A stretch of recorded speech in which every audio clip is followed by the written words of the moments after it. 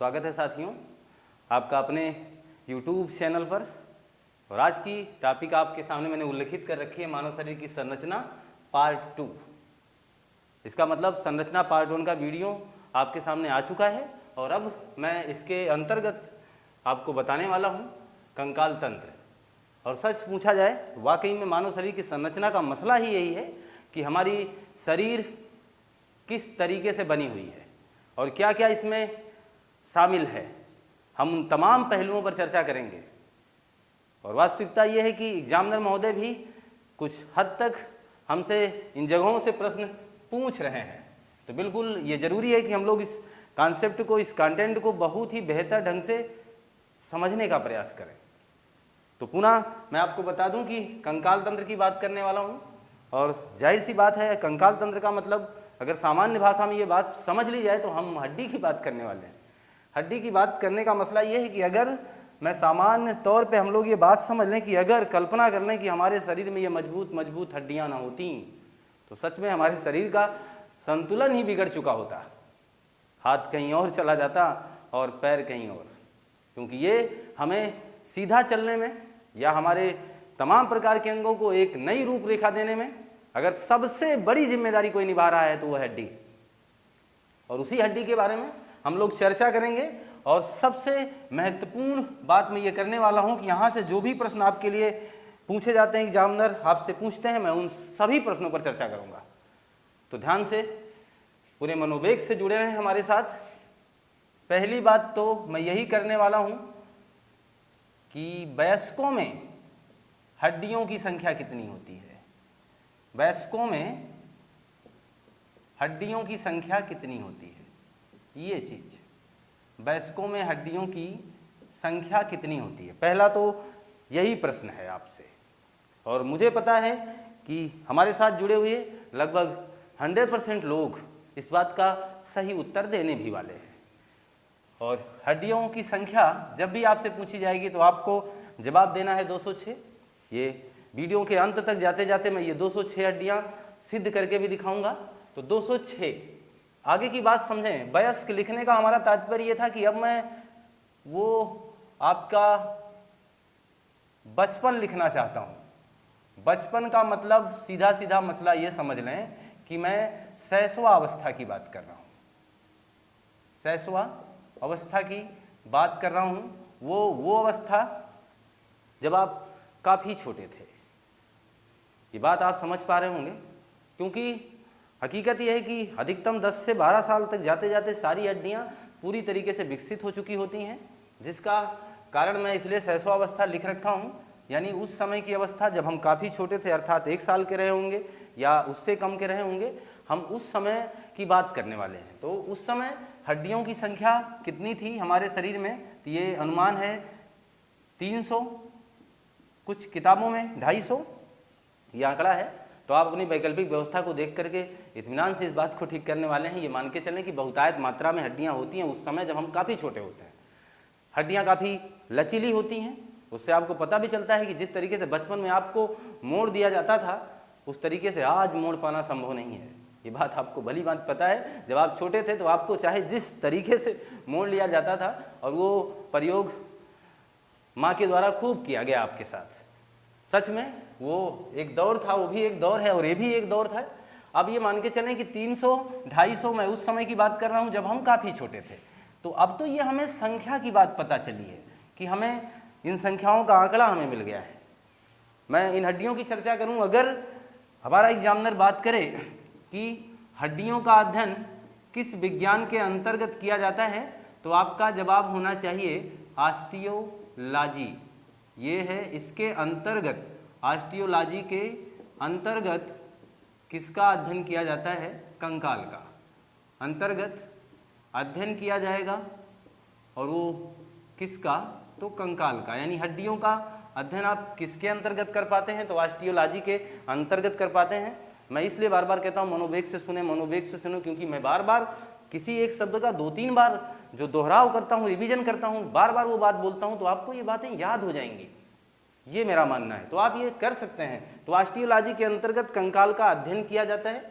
अब बात समझें, चीज क्या है कि अगर हम ये बात करें कि हड्डी हमारा किससे बना हुआ है, किस चीज़ से बना हुआ है हड्डी, तो हड्डी का निर्माण मैं यहाँ लिखूंगा कि यानी हड्डी किस चीज़ से बनी हुई है,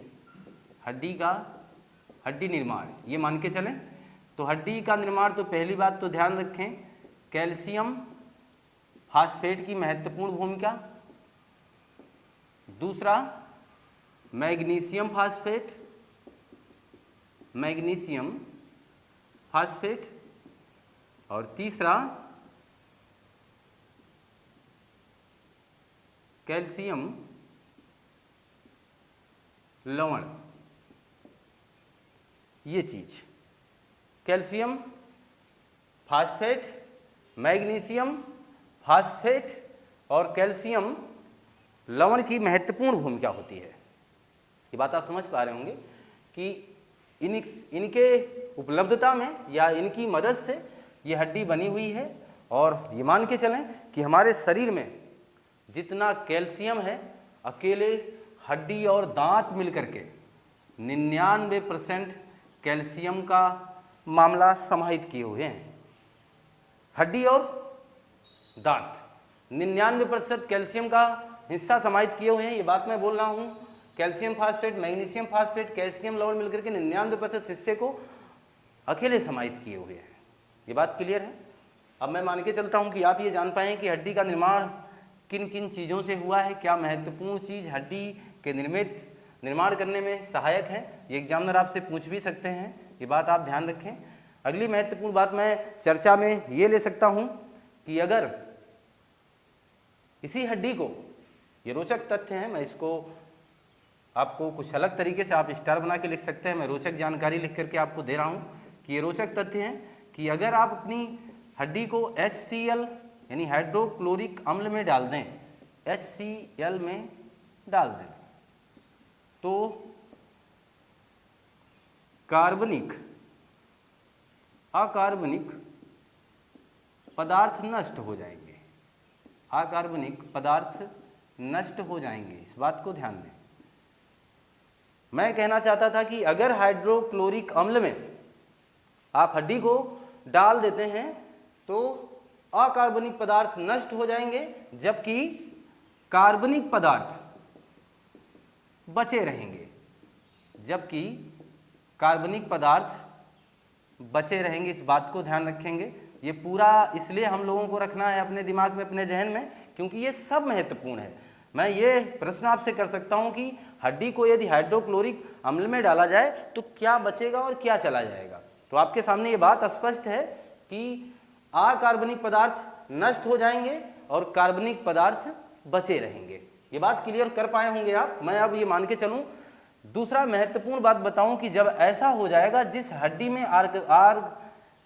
अकार्बनिक पदार्थ नहीं रहने वाले हैं, वो हड्डी किस नाम से जानी जाएगी, तो आप ध्यान देना, उस हड्डी को हम बी कैल्सीकृत बोन कहेंगे, बी कैल्सीकृत हड्डी या बी कैल्सीकृत बोन, ये उसे कहेंगे। ये इसका नाम हो जाएगा कुछ इस तरीके से जब हाइड्रोक्लोरिक अम्ल में इसे डाल देंगे। ये बात क्लियर कर पा रहे होंगे कि हाइड्रोक्लोरिक अम्ल में डाल देने पर अकार्बनिक पदार्थ नष्ट होंगे और कार्बनिक पदार्थ बचे रह जाएंगे। बात क्लियर है। ऐसी हड्डी को हम लोग बी कैल्सीकृत हड्डी के नाम से जानेंगे। स्पष्ट। अब मान के चलूं मैं कि अगर एक महत्वपूर्ण पहलू यहाँ के आपके साथ और जोड़ दूं मैं, अगर हड्डी को बहुत ज्यादा तापमान पर रख दिया जाए, यानी तापमान बढ़ा दिया जाए, तो तापमान में डाल दें, ऐसा ना करिएगा आप ये मान के चलें कि अगर बहुत ज़्यादा टेम्परेचर पर रख दिया जाए यानी तापमान बढ़ा दिया जाए, ये मसला आप ध्यान रखिएगा। तापमान प्लस प्लस प्लस प्लस ऐसे करके मैं दर्शा दे रहा हूँ, इससे आप जान पाएंगे। अगर मैं तापमान की बहुतायत मात्रा कर दूँ तो हड्डी से अब क्या नष्ट हो जाएगा, हड्डी से नष्ट होने वाला हिस्सा अब आ जाएगा, कार्बनिक पदार्थ नष्ट हो जाएंगे। इस बात को ध्यान देना, और ये जो मैंने आपको हाईलाइट करके दिखाया इस बात को भी विशेष ध्यान देते रहिएगा। तो कार्बनिक पदार्थ नष्ट होंगे और बचेगा क्या, बच जाएगा अब की बार, वो आप जान चुके हैं, अब अकार्बनिक पदार्थ बच जाएगा, अकार्बनिक पदार्थ बचे रहेंगे। ये महत्वपूर्ण उत्तर हो गया आपके साथ, बचे रहेंगे। स्टार बना के इस चीज को नोट करिएगा। तापमान ज़्यादा कर दिया जाए, हड्डी को वहाँ रखा जाए, कार्बनिक पदार्थ नष्ट हो जाएंगे, अकार्बनिक पदार्थ बचे रह जाएंगे। ऐसी हड्डी को क्या कहेंगे? ऐसी हड्डी को हम लोग शुष्क कहेंगे, शुष्क हड्डी या रूखी हड्डी। ये मान के चलें, ऐसी हड्डी को हम लोग शुष्क हड्डी बोलने वाले हैं या ऐसी हड्डी को हम लोग रूखी हड्डी कहने वाले हैं। तो आप इसे नोट कर लें या इसका स्क्रीनशॉट अपने साथ समाहित कर लें या जोड़ लें। रोचक बात ये जानें कि हड्डी का विकास 20 वर्षों तक होता रहेगा। ये महत्वपूर्ण बात इसलिए मैं बता रहा हूँ क्योंकि आप अगर पूरी टॉपिक को पूरे मनोवेग से देखेंगे तो ये आपके जहन में एक चित्र जैसा बन जाएगा और ये सोचेंगे कि अच्छा फिर हड्डी बनी किससे या फिर हड्डी का विकास कैसे हुआ। ये तमाम चीज़ें आपके दिमाग में आएंगी। हड्डी का विकास 20 वर्षों तक होता रहेगा। 20 वर्षों तक हड्डी का विकास होता रहता है, इस बात को ध्यान दें। हड्डी का जो विकास है वो लगातार 20 वर्षों तक होता रहेगा, यानी जन्म के साथ 20 वर्षों तक। इसके बाद हड्डी का फिर विकास नहीं होगा, अर्थात कहने का मतलब जो कुछ भी बढ़ना होना होगा वो 20 वर्ष तक हो सकता है। इसके बाद आपकी हड्डी में कोई ग्रोथ नहीं होने वाला है, इस बात को ध्यान रखें। और एक महत्वपूर्ण बात बता दूं, इसी विकास की कड़ी में आगामी 30 वर्ष के हो जाने पर, जब हम 30 वर्षों के हो जाएंगे, 30 वर्षों के होने पर हड्डी का घनत्व सबसे ज़्यादा होता है। हड्डी का घनत्व सर्वाधिक होगा, घनत्व सबसे ज़्यादा होता है जब हम 30 वर्ष के होते हैं। तो हड्डी का घनत्व सबसे ज़्यादा होगा तो पक्की बात मान के चलें, इसी समय हड्डी का वजन भी सबसे ज़्यादा होगा, इस बात को ध्यान दें। हड्डी का घनत्व सबसे ज़्यादा होगा और हड्डी का भार भी क्या होगा? सबसे ज़्यादा होगा। ये दोनों महत्वपूर्ण पहलू समझ जाएं। भार और घनत्व को बताने का हमारा अभिप्राय बस इतना है कि आप जिस चीज़ को बहुत ही लाइकली ले रहे होंगे, मैं उसके बारे में ये बताना चाहता हूँ कि वाकई में हमारी हड्डी हमारे पूरे शरीर का 14% भार अकेले समाहित करती है, यानी जो कुछ भी है उसका 14% हिस्सा ये हड्डी है। इसलिए तो इतना ज़्यादा इस पर फोकस हो रहा है कि 20 वर्षों तक इसका विकास होगा, 30 वर्षों के होने पर हड्डी का घनत्व तो सबसे ज़्यादा हो जाएगा और उसी अवस्था में हड्डी का भार भी सबसे ज़्यादा होगा। लेकिन इसके बाद धीरे धीरे वो कम होगा और इसके पहले भी वो धीरे धीरे बढ़ रहा था। ये बात ध्यान देना, यानी जब आप पैदा हुए तो आगामी 30 वर्षों तक हड्डी का घनत्व बढ़ता रहा, हड्डी का भार बढ़ता रहा। लेकिन जब आप 30 वर्ष की अवस्था के बाद, अर्थात जिंदगी के उस पड़ाव पे होते हैं जहाँ से अब जिंदगी यू टर्न लेती है, आपको एक ऐसी जगह खींचने का प्रयास करती है जहाँ बिल्कुल कोई जाना ही नहीं चाहता, वो है बुढ़ापा। तो वहाँ जब ले जाना चाहती है ये अवस्था हमें, तो उस समय हमारी हड्डी देखिए हमसे भी ये भी नाता तोड़ने लगते हैं। इनका भी काम क्या है? यह भी निराश करते हैं हमें और हड्डी का घनत्व तो धीरे धीरे घटना शुरू होगा और भार भी धीरे धीरे घटना शुरू हो जाएगा। इस बात को मैं मान के चलूं कि आप समझ चुके हैं। अब कोई बात नहीं, बहुत बड़ा मसला नहीं था, मैं आपको डराना नहीं चाह रहा क्योंकि ये बहुत ही आसान टॉपिक थी, क्योंकि इस पर जितना बोला हमने वो बिल्कुल आसान था, सहज था और अब मुझे पता है कि आप लोग इस बात को भली भांति समझ पाए होंगे। अब मैं ये मान के चलता हूँ कि क्या हड्डी का काम यहीं समाप्त नहीं, अभी देखना हड्डी के अंदर भी कुछ है क्या। हड्डी का विकास तो हुआ, अब हड्डी के अंदर ये चीज़ समझना, हड्डी के अंदर भी है क्या कुछ, ये बात क्लियर कर लें हम। जी हाँ, हड्डी के अंदर बहुत कुछ है। वो उनसे पूछ लीजिए जो मांस का सेवन करते हैं, ये आपको बहुत ही बेहतर इसका डिफिनेशन दे पाएंगे, क्योंकि वो जान चुके हैं कि हड्डी के अंदर क्या है। वो जो तरल पदार्थ भरा होता है, जो उसके अंदर मज्जा जिसे हम बोलेंगे अस्थि मज्जा, तो अस्थियों के बीच में भरा हुआ वो मज्जा, हड्डी के अंदर का वो मसला जिसे हमने क्या कहा, अस्थि मज्जा कहा, अस्थि मज्जा या बोन मैरो जिसे हम कह सकते हैं। तो आप ये बात समझना, तो अस्थि मज्जा जो हड्डियों के बीच में होगा वो काफ़ी रुचिकर होता है, ये मान के चलें। बाकी बात की बात है आप मांस का सेवन करते हैं कि नहीं करते, इस बात का तो मसला ज़्यादा मैं इस बात पे बहस नहीं करूँगा, क्योंकि अब ये जो चीज़ मैं बताना चाहता हूँ मेरे लिए इतना ही काफ़ी है। तो अस्थि मज्जा जो हड्डियों के बीच में होगा वो 2 प्रकार का होता है, ये बात मेरी थी। एक है लाल अस्थि मज्जा, लाल अस्थि मज्जा, और दूसरा है पीली अस्थि मज्जा या पीला अस्थि मज्जा।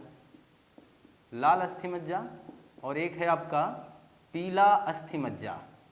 तो जो लाल अस्थि मज्जा है इसका काम क्या है और जो पीला अस्थि मज्जा है इसका काम क्या है, इसी बात को तो मैं बताना चाह रहा था।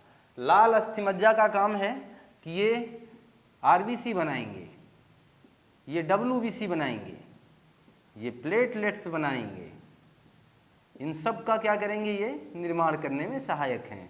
अर्थात अब ये बात आप समझ जाइए, बहुत ही महत्वपूर्ण बात है कि लाल अस्थि मज्जा का काम है आरबीसी को बनाना, डब्ल्यूबीसी को बनाना और प्लेटलेट्स को भी बनाना। ये काम है अस्थि मज्जा का, वो भी कौन से अस्थि मज्जा का, लाल अस्थि मज्जा का। तो आरबीसी, डब्ल्यूबीसी, प्लेटलेट्स ये आप समझ पा गए होंगे कि रक्त में ही मिलेगा, कहीं और दूर आपको जाने की आवश्यकता ही नहीं है। पीला अस्थि मज्जा, जो पीला अस्थि मज्जा इसका काम क्या है, जब रक्त बहुत ज़्यादा बह जाए, रक्त ज़्यादा बह जाए, अर्थात कहने का मतलब रक्त की कमी एक प्रकार से हो जाए आपके शरीर में। भाई किसी भी कंडीशन में, एक्सीडेंट वगैरह की अवस्था में, चोट लग जाने पर, किसी भी प्रकार की ऐसी कोई विडंबना आ जाने पर, जब आपके शरीर से रक्त की बहुतायत मात्रा बाहर चली जाए, तो उस दौरान इस पीला अस्थि मज्जा का वर्क चालू होगा। बता भी रहा हूँ क्या करेगी ये, रक्त ज़्यादा बह जाए या फिर आप ये समझ जाएं कि आपका शरीर कुछ इस तरीके से पीला वगैरह हो जाए, पीला हो जाए यानी पीलिया हो जाए आपको, तो ये ऐसी अवस्था जब आ जाएगी ना, फिर तो रक्त ज़्यादा बह जाए या फिर पीलिया का कंडीशन आ जाए, इस दौरान ये मैं बात बताना चाहता हूँ कि तब ये पीला अस्थि मज्जा वर्क करेगी। वर्क का मतलब इसका काम चालू होगा और ये काम क्या करने लगेगी, ये तुरंत लाल अस्थि मज्जा में कन्वर्ट होने लगेगी, यानी आपके शरीर में उन तमाम प्रकार की कमियों को दूर करने का प्रयास करेगी। सफलता विफलता हम लोगों के हाथ में नहीं है, हम वर्क कर सकते हैं और सफलता काम करने पर जरूर मिलती है, इस बात को आप भली भांति जानते हैं। और ये काम करेगी, वर्क करेगी। वर्क क्या करेगी, लाल अस्थि मज्जा में अपने आप को परिवर्तित करेगी, इस बात को समझें, लाल अस्थि मज्जा में परिवर्तित होने लगेगी, यानी अपने आप को बदलेगी। किस रूप में, लाल अस्थि मज्जा के रूप में ये अपने आप को बदलेगी। और ये लाल अस्थि मज्जा जब बदल जाएगा, इस रूप में होने लगेगा, तो पक्की बात आपके शरीर में जो आरबीसी की कमी हो रही है, डब्ल्यूबीसी की कमी हो रही है, ये पुनः उस दृष्टिकोण को पूरा करने के चक्कर में लग जाएगी। तो ये महत्वपूर्ण पहलू आप समझ पाए होंगे। आप पुनः इस बात को नोट कर लें, चाहे तो इसका स्क्रीनशॉट ले लें। तो इन रोचक तथ्यों के बाद अब हम लोग ये जानेंगे कि हड्डियों की संख्या, वो जो 206 लिखा हुआ था हमने अभी यहाँ लिखित भी किया था 206, और फिर वो जब आप छोटे थे तो 300 तक मैंने लिखा। बहरहाल फिर भी अब ये मान के चलें कि मैं कुछ अलग करने वाला हूँ। बचपन में अगर आपसे हड्डी पूछ ली जाए, यानी जब आप 10 साल से नीचे हैं, तो वो जो बचपन की अवस्था है, तो वहाँ तक आप ये मान के चलें 213 हड्डी, ये पहले किताबों में लिखा गया, लेकिन अब ऐसा मसला नहीं है। बहुत ज़्यादा ये 213 हड्डियाँ अधिकतम आपको मिल जाएंगी 3 साल तक, बहुत लंबा नहीं चलेंगी। बहरहाल फिर भी मैं इन सब चीज़ों को अभी क्लियर कर देता हूँ। यानी जब काफ़ी छोटे थे हम तो 300 कैसे, और जब थोड़े से बड़े हुए तो 213 कैसे, और फिर जब वयस्क हो गए हम तो 2 से 6 कैसे, ये मसला है। 300, 213 और ये 206 का जो आउटपुट हमारे सामने आया है, मैं इसके बारे में आपको बताना चाहता हूँ। तो सबसे पहला काम ये मान के चलें कि कौन सी हड्डी कहाँ कितनी कितनी है, ये बात समझ लें। तो हड्डी की संख्या ये आपकी एक हेडिंग हो सकती है, हड्डी की संख्या। अब इसमें समझें तो सबसे पहले मैं लिख रहा हूँ धड़। धड़ का मतलब आप समझ जाएं, उन्होंने कहा कि धड़ से अलग कर दिया, तो ये हिस्सा जो होता है यहाँ से अलग हो जाएगा, यानी ये पूरा मसला बाहर चला जाएगा। तो ये क्लियर है बात। अब मैं यहाँ ये बताना चाहता हूँ, इसमें आ जाएगा आपका कपाल, इसमें आ जाएगा आपका चेहरा, इसमें आ जाएगा आपका गर्दन, और एक महत्वपूर्ण हड्डी है जो कि उसके अंतर्गत शामिल तो नहीं किया जाएगा, लेकिन फिर भी मैं यहाँ तक का मसला जो यहाँ आप बहुत ही मजबूत अवस्था में एक हड्डी प्राप्त करते हैं, ऐसे टच करेंगे तो आप सबको ये हड्डी मिल पाएगी, आप महसूस करेंगे, उसको देख सकते हैं। इस तरीके का एक हड्डी यहाँ पर है वाकई में। तो कपाल में 8 हड्डियाँ होती हैं, इस बात को याद कर लें, और चेहरा में 14 होती है, गर्दन में 7 होती है, और एक जो अभी मैंने हाथ से आपको दिखाने का प्रयास किया वो स्टर्नम है, उसकी संख्या 1 होती है। अब महत्वपूर्ण बात बताना चाहूँगा कि जहाँ से जरूरी प्रश्न आपके एग्जामिनर आपसे पूछ लेते हैं, वाकई में चेहरे में कान भी शामिल है, और कान आपके पास 2 होंगे। कान आपके पास 2 हैं, प्रत्येक कान में 3-3 हड्डियां हैं। इस बात को जाने रखें आप कि एक कान में 3 और दूसरे कान में भी 3। एक महत्वपूर्ण बात बताऊं, कान की ही एक हड्डी है जिसका नाम है स्टेपीज। ये हमारे शरीर की सबसे छोटी हड्डी है, ये हमारे शरीर की सबसे छोटी हड्डी है, जिसकी लंबाई लगभग 2.8 मिलीमीटर होती है। ये समझ पा रहे होंगे आप। मैं कहना ये चाह रहा था कि कान आपके पास 2 हैं, हमारे पास भी 2 हैं, एक कान में 3 हड्डी, इस कान में भी 3 हड्डी, पूरे चेहरे को मिला करके 14 हड्डी मानी जाएगी, यानी कान भी चेहरा ही तो है। तो 3-3 दोनों में है। इसी कान की एक हड्डी है जिसका नाम है स्टेपीज, जिसे हम अपने शरीर की सबसे छोटी हड्डी कहेंगे। लंबाई लगभग, लेंथ मैंने लिख दिया 2.8 मिलीमीटर लगभग इसकी लंबाई होती है। ये मान के चलें आप। एक महत्वपूर्ण बात बताना यही चाहता हूँ किसी स्टेपीज के बारे में, यह जन्म से ही विकसित होती है। विकसित कब से? जन्म से। ये जन्म से ही क्या होती है? विकसित, यानी फिर इसे विकास करने की आवश्यकता ही नहीं है। जान पाए मैं क्या कहना चाह रहा हूँ? मैं ये कहना चाह रहा हूँ कि स्टेपीज एक ऐसी हड्डी है, जब आप जन्म लेते हैं ये इसका विकास जितना होना था हो चुका होता है, और आपके मरते दम तक ये स्टेपीज की अवस्था उतनी ही बनी रहती है, लेंथ वही रह जाएगी, यानी कोई परिवर्तन इसमें संभव नहीं है। बाकी हड्डियाँ आपका ग्रोथ करती हैं, विकास करती हैं, वो आपने अभी पीछे देखा 20 वर्षों तक। ये क्लियर है ना? स्टेपीज सबसे छोटी हड्डी है, इतना है, ये विकसित जन्म से है। अब मान के चलें ये गर्दन में कितनी हड्डी है आपके? ये जो गर्दन है, ये वाला हिस्सा, गर्दन में हड्डियों की संख्या कितनी है? 7। और गर्दन में हड्डियों की संख्या 7 है। एक रोचक तथ्य बताऊं आपको, एक रोचक जानकारी है, ये आपके साथ साझा कर दे रहा हूं कि जिराफ, जिसकी गर्दन आप बहुत लंबी देख पाते हैं, देखा है ना आपने जिराफ को? जिराफ की गर्दन बहुत लंबी है कि नहीं? वाकई में रोचक बात ये मैं बताना चाह रहा था कि आपके गर्दन में 7 हड्डी है और जिराफ के गर्दन में भी 7 ही हड्डी है। इस बात को ध्यान दें, जो जिराफ है उसके गर्दन में भी 7 ही हड्डी है। अद्भुत है ये मामला। और ये मान के चलें, मैं ये मान के चलता हूँ कि आप इस बात को समझ पाए होंगे, और मैं इतनी हड्डियों का तो काउंट कर ही लेना चाहूँगा। तो आप इसे काउंट कर लें मेरे हिसाब से। अब आप काउंट कर चुके होंगे, और कितना आ गई है? 30। वो इसलिए कर रहा हूं क्योंकि अभी हम लोग एक साथ इस चीज को जोड़ने वाले हैं। 30 हड्डियां हो गई। अब मैं आपको बता दूं, यहीं पर ये बात लिख दूं कि रीढ़ की जो हड्डी है, रीढ़, ये वाला जो पीछे वाला हिस्सा होता है जिसे हम रीढ़ बोलते हैं, जिससे ये मान के चले हम जो हमारे झुकने में, सीधा खड़े होने में सबसे बड़ा योगदान जिस चीज का है वो रीढ़ की हड्डी।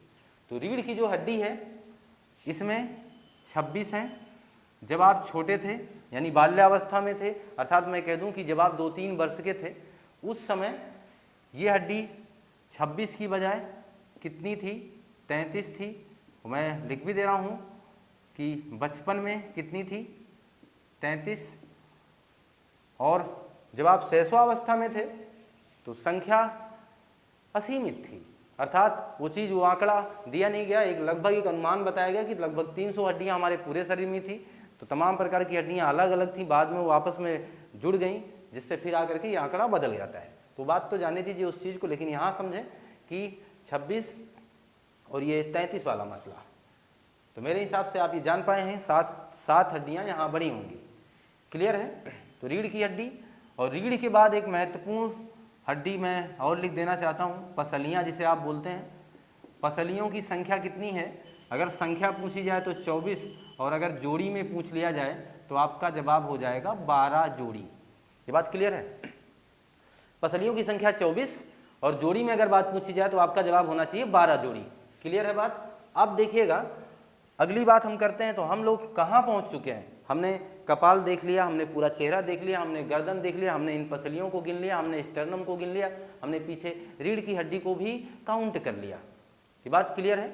अब हमारे पास बचा क्या है? वो जो सबसे ज़्यादा चलायमान है। ये सब तो हड्डियाँ स्थिर रहने वाली हैं, बहुत ज़्यादा इनको चलाया नहीं जा सकता, ना ही ये चलेंगी। आपको पता है कि हम लोग अपने गर्दन को भी बहुत ज़्यादा चलाते नहीं, लेकिन थोड़ा बहुत तो चलाते ही चलाते हैं। लेकिन आप ज़रा सोचना, पसली को कौन चलाता है? रीढ़ की हड्डी तो फिर भी हम काफ़ी उपयोग में लेते हैं, लेकिन ज़रा बताना पसलियों का कौन बहुत ज़्यादा ऊपर नीचे करने का मसला बनता है? नहीं ना। और सच बताएं, ये पसली काफ़ी ज़्यादा महत्वपूर्ण है आपके शरीर के लिए। आप सोचिए, कल्पना कर लीजिए, अगर ये पसली ना होती तो कब का आपके ऊपर वाला हिस्सा नीचे में मिल गया होता, अर्थात जो पेट है उसमें आपका हार्ट चला जाता, या हार्ट वाला हिस्सा कहाँ चलाता। ये सारा काम ये लोग मिल करके हमें, हमारी शरीर को एक प्रोटेक्शन दे रहे हैं, मदद कर रहे हैं। और आपका हार्ट भी देखिए कितने बढ़िया से एक संरचना, एक जाल बना है, जिसे आप कह सकते हैं जैसे सुरक्षा करने के लिए इस तरीके के तमाम प्रकार के स्तंभ लगा दिए गए हैं। वो है पसलियाँ। पसलियों की संख्या 12 जोड़ी है। ये बात क्लियर हो चुकी है। अब हम चर्चा कर लेते हैं अपने हाथ के बारे में। हाथ के बारे में चर्चा कर लें। हाथ में एक होती है अंश मेखला। अंश मेखला के 2 पार्ट होते हैं, इस बात को समझना। एक है कॉलर बोन, एक है स्कैपुला। स्कैपुला, ये चीज़ समझ पा रहे होंगे आप। अंश मेखला में एक कॉलर बोन होगा, एक स्कैपुला होगा। ये 2 पार्ट। कॉलर बोन का मतलब ये आप जहाँ कॉलर देख पा रहे हैं, इसके सारे एक हड्डी आपको इस तरीके से पतली सी मिलेगी, उसे हम कॉलर बोन कहते हैं। एक महत्वपूर्ण बात इसके सामने मैं लिख दूं, ये सबसे कमज़ोर हड्डी है आपके शरीर की। सबसे कमज़ोर हड्डी है ये कॉलर बोन। ये बहुत ही ज़्यादा नाजुक कह सकते हैं, आसानी से टूट सकती है ये। तो ये इसलिए बता रहा हूँ क्योंकि आपको अपने शरीर की सेफ्टी भी तो रखनी है, तो थोड़ी बहुत तो जानकारी मिल जाए तो मेरे हिसाब से काफ़ी है। इसको बचाना आप ज़रा। स्कैपुला की मैं बात कर रहा हूँ। स्कैपुला और इनकी संख्या, ये लिखा नहीं मैंने, यहाँ लिख दे रहा हूँ, आप ये ध्यान दीजिएगा। ये भी 1 है और इसकी भी संख्या 1 है। इसके बाद आप नीचे आइए। ये जो हिस्सा आप देख पा रहे हैं यहाँ से लेकर के यहाँ तक, ये जो हिस्सा है इसका नाम है ह्यूमरस। इसका नाम है ह्यूमरस। तो ह्यूमरस की बात हम करें, और ह्यूमरस की भी संख्या कितनी होती है? 1 ही होती है। और आप अब आ जाइए अपनी कोहनी के पास, और मैं कोहनी को लिखूंगा जरूर। बहरहाल वहाँ कोई हड्डी नहीं, इस बात को देखिए मैं दर्शा दे रहा हूँ 0, यानी यहाँ कोई हड्डी नहीं है। ये जो हड्डी आई है जिसे हम ह्यूमरस बोल रहे हैं, यहाँ तक है। इसके बाद यहाँ रेडियस, अल्ना, इससे आकर के मिलेंगे, लेकिन यहाँ पर कोई हड्डी नहीं है। ये चीज़ ध्यान देना। इसीलिए फिर भी आप देखो यहाँ कोई हड्डी नहीं है, फिर भी आप तमाम प्रकार की क्रियाशीलता इसके माध्यम से कर पाते हैं। और आप सोचेंगे कि यहाँ कोई जोड़ तो होना चाहिए था, लेकिन नहीं है। और जब नहीं है फिर भी इतना अच्छा काम कोई करके दिखाए, तो इसीलिए इसे कहा जाता है फनी बोन। किस हड्डी को फनी बोन कहा जाएगा या किसे फनी बोन कहा जाता है? वाकई में हड्डी वहाँ है नहीं। फनी बोन किसे कहा जाता है? तो आपका जवाब होना चाहिए कोहनी को फनी बोन कहा जाता है। और यहाँ पर एक तंत्रिका होती है, मैं बता दूं आपको, उलनार तंत्रिका। उलनार तंत्रिका है। आप कभी कभार ये महसूस करते होंगे, अचानक कभी इस तरीके से आपको कोई चीज़ टच हो जाए, लग जाए, तो आपको करंट जैसा फील होता है ना ऐसा। तो वो जो करंट जैसा फील होता है, वाकई में उसमें हड्डी का कोई मसला नहीं है। ऐसा मत सोचिए कि हड्डी पे लग गया और हड्डी में झंझनाहट हो गई, ऐसा नहीं है। इतनी कमज़ोर भी नहीं है हड्डियाँ। वाकई में वो तंत्रिका है, उस तंत्रिका का नाम है उलनार तंत्रिका। वो तंत्रिका जैसे भी जरा सा भी दबाव महसूस करती है तो आपके शरीर को एक करंट जैसा फील देती है। ये बात ध्यान देना। उलनार तंत्रिका की वजह से ही हमें कंपन सा महसूस होता है, इस बात को याद रखेंगे आप। ये मान के चलता हूँ कि आप इस बात को भली बात समझ पा रहे हो। तो मैं अभी बना हूँ हाथ पर। अब देखिएगा, मैं ये बात करना चाहूँ कि रेडियस की संख्या कितनी है। तो रेडियस की भी संख्या 1 होगी। ये जो ऊपर वाला हिस्सा है ये रेडियस है, और इसके ठीक नीचे वाला जो हिस्सा है उसे हम कहेंगे अल्ना, रेडियस अल्ना, इनकी भी संख्या कितनी है? एक एक। ये बात क्लियर है? तो मैं हाथ की हड्डी की बात कर रहा हूँ, कॉलर बोन, स्कैपुला, ह्यूमरस, कोहनी 0 है, रेडियस 1 है और अल्ना भी 1 है। क्लियर है ना? अब देखिएगा ये यहाँ तक कि यानी 2 हड्डियाँ यहाँ पर आप उसको स्पर्श करके देख सकते हैं। आप कलाई पर आ जाइए, यहाँ जो कलाई है और हम उसे कहते हैं कार्पल्स। कलाई में जिसे हम कार्पल्स बोल रहे हैं वहाँ वाकई में कितनी हड्डियाँ होती हैं? 8 हड्डी होगी कार्पल्स में। और इसके बाद कार्पल्स के बाद ये जो कलाई है जहाँ आप रक्षा सूत्र वगैरह पहनते हैं, ये जो कलाई जहाँ आपका कंगन वगैरह रुकता है, इसी को कलाई जिसे हम बोलते हैं, वहाँ पर 8 हड्डियाँ हैं, इस बात को ध्यान दें। इसके बाद ये जो पंजा वाला हिस्सा है इसे हम बोलते हैं मेटाकार्पल्स, मेटाकार्पल्स। और यहाँ वो संख्या हो जाएगी 5। आराम से आप इस चीज़ को काउंट भी कर सकते हैं, अपने हाथ पर देख भी सकते हैं। तो 5 हैं। और एक लास्ट मसला है अंगुलास्थियों का, अंगुलास्थियाँ। अंगुलास्थियों की संख्या कितनी हो जाएगी, इस बात को ध्यान दें। वाकई में बड़े आराम से हम इसे काउंट कर सकते हैं। देखिए 3 खंड हैं एक प्रत्येक उंगली की, यानी 3 हड्डियाँ एक उंगली में, 3 3 6, यहाँ 9, यहाँ 12। लेकिन जब आप अंगूठे के पास आएंगे तो इसके 2 ही जोड़ आपको मिल पाएंगे, इसका मतलब 14। तो अंगुलास्थियों की संख्या कितनी होती है? 14।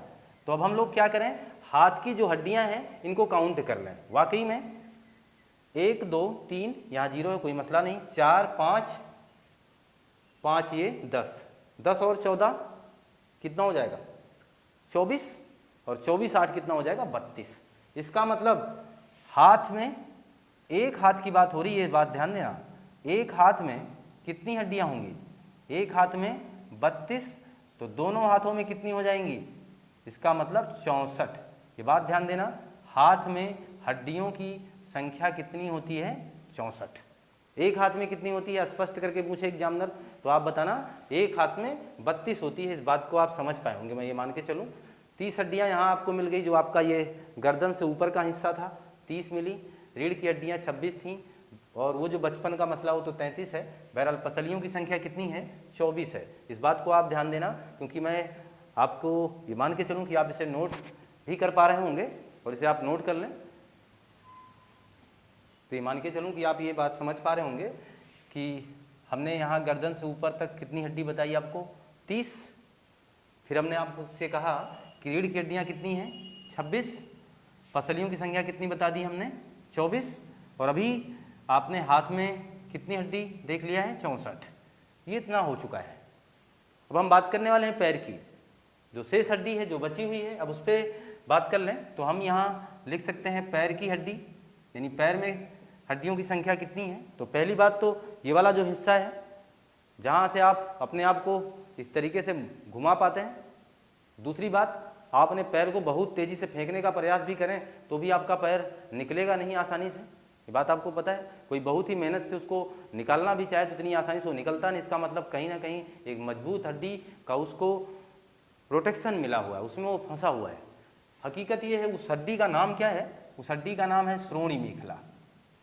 श्रोणि मेखला, श्रोणि मेखला जो है एक इधर होती है और एक श्रोणि मेखला इस साइड में होती है। तो वाकई में हम एक पैर की बात करेंगे, बाद में उसको 2 गुना कर देंगे जैसे वहाँ किया था। तो श्रोणि मेखला की संख्या कितनी होगी? 1। और पूरे शरीर में अगर बात की जाए श्रोणि मेखला कितनी है तो क्या बताओगे? 2 ही तो बताओगे। अगर क्योंकि एक तरफ की बात होगी तो उसका डबल होगा, इस बात को ध्यान देना। मैं श्रोणि मेखला लिख रहा हूँ 1 है, मैंने कहा ह्यूमरस की संख्या कितनी है? 1, लेकिन पूरे शरीर में एक ह्यूमरस यहाँ है तो एक ह्यूमरस यहाँ है। रेडियस की संख्या कितनी है? एक रेडियस यहाँ है तो एक रेडियस यहाँ है, एक अल्ना यहाँ है तो एक अल्ना यहाँ है। ये बात ध्यान रखना। तो पैर जो कि मैं 1 की बात कर रहा हूँ, तो श्रोणि मेखला की संख्या 1 हो गई। इसके बाद देखिएगा ठीक जैसे नीचे पहुँचेंगे तो यहाँ से लेकर के यहाँ तक एक, मान के चलें आपके घुटने से लेकर के यहाँ कमर तक एक हड्डी आपको मिलेगी, घुटने से लेकर कमर तक, जिसे हम कहेंगे फीमर। फीमर, इसकी भी संख्या एक पैर में तो 1 ही होगी। यहाँ एक महत्वपूर्ण बात याद रखना हम लोगों को, यह हमारे शरीर की सबसे मजबूत हड्डी है। सबसे मजबूत है। दूसरी बात, सबसे बड़ी भी है यही। सबसे मजबूत और सबसे बड़ी हड्डी कौन सी है? फीमर। यहाँ समझना, फीमर हड्डी कुछ इस कदर मजबूत है कि अगर वाकई में इस पर 8 कुंटल तक का वजन गिर जाए तो कोई प्रभाव नहीं पड़ेगा। ये बात आप समझ जाइए, यानी इतनी मजबूती है इस हड्डी में, 8 कुंटल तक वजन सह सकती है। लेकिन ऐसा नहीं कि आप मतलब असंतुलित तरीके से उस पर ये प्रयास करें। वाकई में वो सह सकती है एक संतुलन की अवस्था में, ऐसा नहीं है। वो एक आंकड़ा दिया जाता है और बाकी ये नहीं कि हम किसी जगह लेट जाएं और कहते हैं आज इस पर हम ट्रक ही चढ़ाएंगे, आज हम इस पर ये फला प्रयास करेंगे। ये सारा प्रयास मत करिएगा।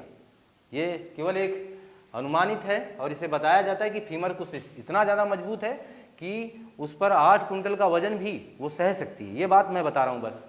तो सबसे मजबूत, सबसे बड़ी फीमर के बाद आप देखिए, आप जहाँ घुटना आपका होगा वहाँ एक कटोरी जैसी संरचना आपको मिलेगी जिसे पटेला कहा जाता है। पटेला की संख्या एक पैर में तो एक ही होगी, इस बात को ध्यान रखिएगा। तो जो पटेला है उसकी संख्या 1 है।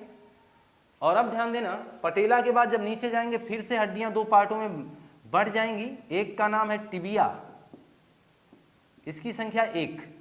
एक का नाम है फ्यूबुला, फ्यूबुला इसकी भी संख्या 1 है।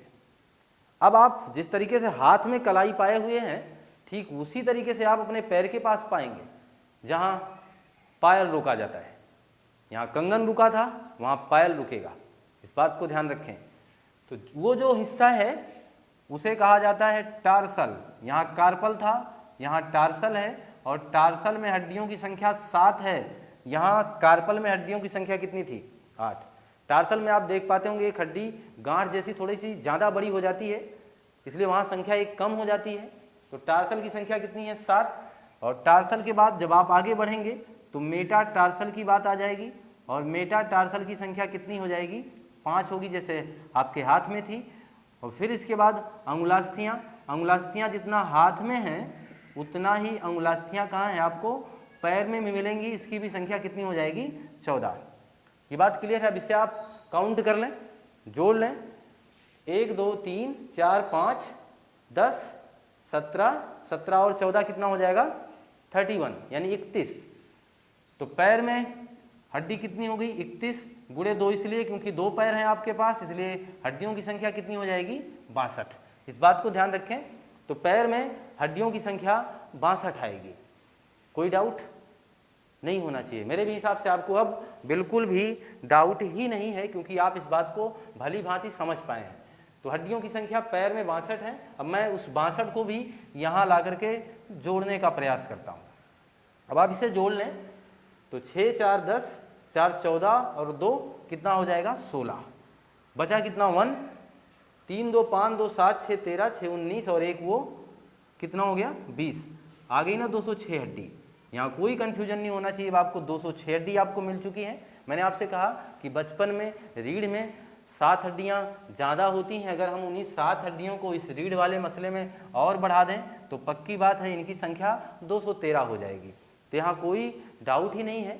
अब मैं मान के चलूँ कि आप हड्डी से बनने वाले उन तमाम प्रश्नों को भली भांति समझ पाए हैं। वास्तविकता यह है कि हड्डी से क्वेश्चन कुछ इसी तरीके से पूछा जाता है कि हड्डियों की संख्या कितनी है, सबसे मजबूत हड्डी कौन सी, सबसे कमज़ोर कौन सी है, सबसे छोटी कौन सी है, कौन जन्म के साथ विकसित होती है, कौन बाद में विकसित होती है, हड्डियाँ कब तक विकसित होती हैं। ये तमाम प्रश्न जो आपके सामने हमने आज की टॉपिक में उल्लेखित किया या आज की टाइटल में जो शामिल किया आपके साथ, जिनको मैंने आज शेयर किया है, मैं आशा करता हूँ, विश्वास भी आप पर हमें बहुत है, मैं आशा करता हूँ कि आप इसे बहुत ही अच्छे ढंग से समझ पाए होंगे और आप बेहतर ढंग से इस चीज़ को जान पाए होंगे।